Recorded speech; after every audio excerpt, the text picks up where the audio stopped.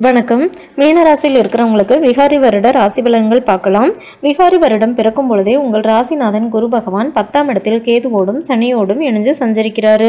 10ல் குரு இருந்தால் பதவி மாற்றம் அப்படின்னு சொல்லுவாங்க. அதிலும் அதிசார குருவா வரும்பொழுது கொஞ்சம் வேகம் கூடுதலாக இருக்கும்.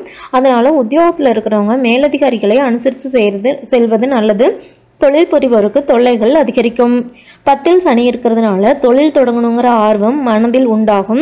ஆனால் ஆரம்பித்த தொழிலை திருப்தியாக நடத்த இயலாது. 10ல் சனி சஞ்சரிக்கிறதுனால கர்மஸ்தானம் பலப்படுது. அதனால குடும்ப உறுப்பினர்களில் மூத்தவர்கள் இல்லைனா பெற்றோர்களுக்கு வைத்திய செலவும் விரயங்களும் அதிகரிக்கும். சுகஸ்தானத்தில் ராகு சஞ்சரிக்குது. அதனால குடும்ப சுமை கூடுதலாக இருக்கும். வீட்டு செலவுகள் அதிகரிக்கும். வாகனங்களால் அடிக்கடி தொல்லை ஏற்படும். உங்கள் ராசியிலேயே புதன் நீச்சம் பெற்று வருடம் தொடங்குறது யோகம். அதனால மாமன் மைத்துனர் வகையிலிருந்து மனக்கசப்புகள் மாறும். விரயஸ்தானத்தில் சுக்கிரன் இருக்கிறதுனால ஆடை ஆபரணங்கள் வாங்குறதுலாம் ஆர்வம் காட்டுவீங்க. வீட்டிற்கு பக்கத்தில் இருக்கிற இடத்தை வாங்கி கட்டிய வீட்டை விரிவு செய்யலாமான்னு நினைப்பீங்க. அதற்கு பொருத்தமான நேரமும் கூட. வீண் விரயங்கள்லேருந்து விடுபட சுப விரயங்களை மேற்கொள்வது நல்லது. சனி செவ்வாய் பார்வை காலன்னு பார்த்தீங்கன்னா 14/4/2019 23/6/2019 வரைக்கும். இந்த காலத்தில் எதிலும் கொஞ்சம் கவனமுடன் இருக்கிறது நல்லது. உங்கள் ராசிக்கு 2, 9 ஆகிய இடங்களுக்கு அதிபதியானவர் செவ்வாய், 11, 12 ஆகிய அதிபதியானவர் சனி.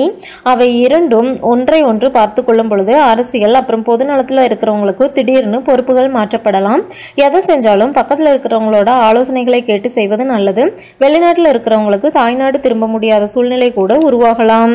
அதே மாதிரி இந்த ராசியில் இருக்கிறவங்களுக்கு சனி பகவானோட இதுன்னு பார்த்தீங்கன்னா வருடம் முழுவதும் குரு பகவான் உங்கள் ராசிக்கு 10ஆம் இடத்துல தான் சஞ்சரிக்க போறாரு. சனி பகவான் இடையில 8/5/2019 3/9/2019 வரைக்கும் தனுசு ராசியில வக்ரம் பெறாரு. சனியின் பார்வை 4, 7, 12 ஆகிய 3 இடங்கள்லயும் பதியுது. அதனால ஒரு சில சமயங்கள்ல ஆரோக்கிய தொல்லை வரத்தான் செய்யும்.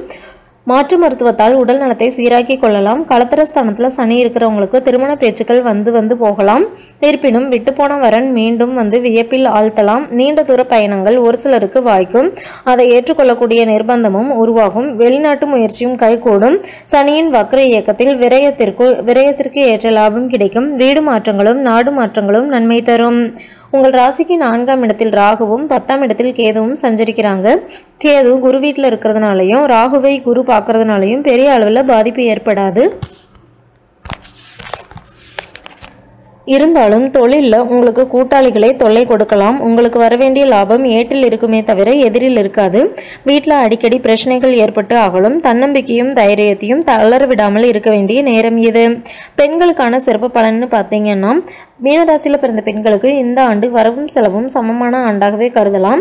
ஆரோக்கியத்தில் அடிக்கடி பாதிப்புகள் ஏற்பட்டு மருத்துவ செலவுகள் கூடும். உற்றார் உறவினர்களை அனுசரித்து போகிறது நல்லது. குறிப்பாக குடும்ப விவகாரங்களை மற்றவர்களிடம் சொல்வதன் மூலமும் வீண் பிரச்சனைகள் வரலாம். கவனம் தேவை. கணவன் மனைவிக்குள் விட்டு கொடுத்து செல்வதன் மூலம் ஒற்றுமை பலப்படும். எந்த ஒரு முடிவையும் தாங்களாகவே எடுக்காமல் குடும்ப பெரியவர்களை ஆலோசித்து செய்வது நல்லது. பிள்ளைகளின் வாழ்க்கை சிறப்பாக இருக்கும். அவர்களின் எதிர்கால முன்னேற்றமும் எதிர்பார்த்தபடி அமையும். தாய்வழி ஆதரவு உண்டு. சகோதர பகை மாறும். பணிபுரியும் பெண்களுக்கு பணி நிரந்தரம் பற்றிய தகவல் சேரும். வீடு கட்டுவது, வாகனம் வாங்குவது போன்றவற்றிற்காக நீங்கள் கடன் கேட்டு விண்ணப்பிச்சிருந்தீங்கன்னா அது கிடைக்கும். அக்டோபருக்கு மேல் அயல்நாட்டு யோகம் கூட கைகூடலாம். குலதெய்வ வழிபாடும் குரு வழிபாடும் குடும்ப முன்னேற்றத்தை அதிகரிக்க செய்யும்.